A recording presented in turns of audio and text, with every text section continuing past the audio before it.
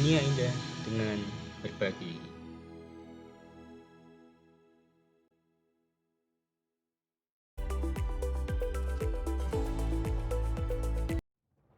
Warahmatullahi wabarakatuh. Pada video ini kita akan membahas jenis tulang berdasarkan penyusunnya pada sistem gerak manusia, mapel biologi fase F, kelas 11 paket C pendidikan kesetaraan. Berdasarkan zat penyusunnya, tulang dibedakan menjadi dua jenis, yakni tulang keras dan tulang rawan atau kartilago. Tulang rawan bersifat lentur, tersusun atas sel-sel tulang rawan atau kondrosit yang mensekresikan matriks atau kondrin berupa hialin atau kolagen. Pada tulang rawan mengandung sedikit zat kapur. Itulah sebabnya tulang rawan bersifat lentur. Pada masa bayi atau masa pertumbuhan, sebagian besar tulang masih berupa tulang rawan. Seiring dengan pertumbuhan bayi dan pertambahan usia, tulang-tulang rawan banyak mengandung sel-sel dan mengalami penulangan atau osifikasi, sehingga tulang tidak lentur karena tumbuh menjadi keras. Akan tetapi, ada juga beberapa tulang yang tidak mengalami penulangan. Misalnya pada bagian-bagian persendian, daun telinga, hidung, bronkus, trakea, dan ruas-ruas tulang belakang. Nah, seperti yang ada pada gambar ini, dalam tulang rawan ada laguna, matriks, kondrosit, dan sel-sel isogeni. Tabel perbandingan tulang rawan ada 3, yaitu tulang rawan hialin, tulang rawan elastis, tulang rawan fibrosa.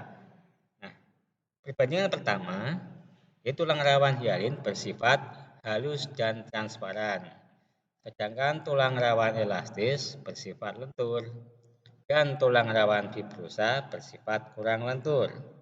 Perbandingan kedua, tulang rawan hialin matriksnya homogen, sedangkan tulang rawan elastis matriksnya memiliki serabut elastis yang bercabang-cabang, dan tulang rawan fibrosa matriksnya mengandung serabut-serabut kolagen.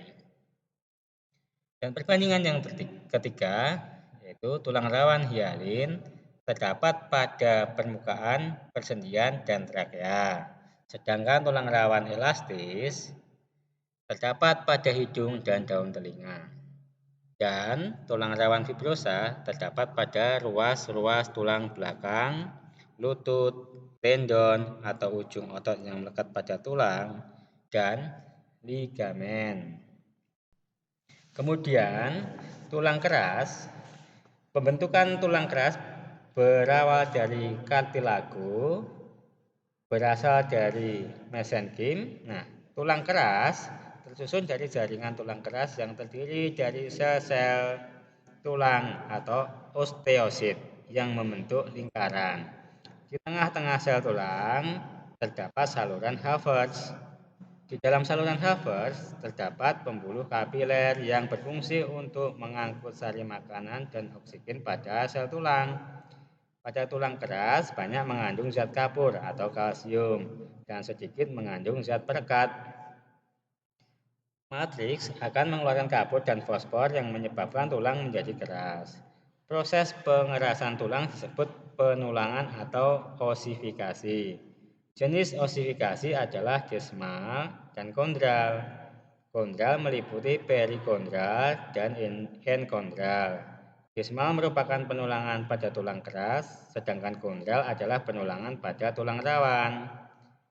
Sel-sel tulang keras yang telah mati akan membentuk rongga bekas sel tulang yang disebut laguna.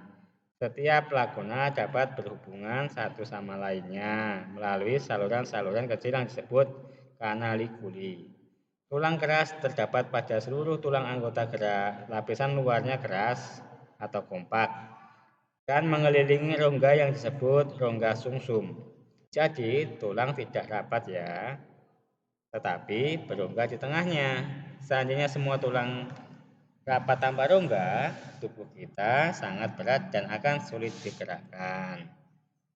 Nah, demikian tadi pembahasan tulang berdasarkan zat penyusunnya. Sampai ketemu di video selanjutnya, yaitu materi tulang berdasarkan bentuknya. Terima kasih. Wassalamualaikum warahmatullahi wabarakatuh.